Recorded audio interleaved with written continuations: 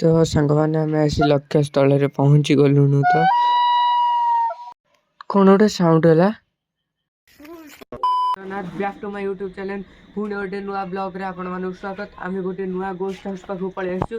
से ghost house देखिबु जे किए डरउची। तो आम से गोस्ट हाउस पाखु पळे आसलुनु। से गोस्ट हाउस रो नजरा एई भली किछि देखिबा चारिकर अंधार से तो एठी ठिया हुआ बोली ए रूम भी चाबी पड़ची और एठी केही भी रहू नाहंती।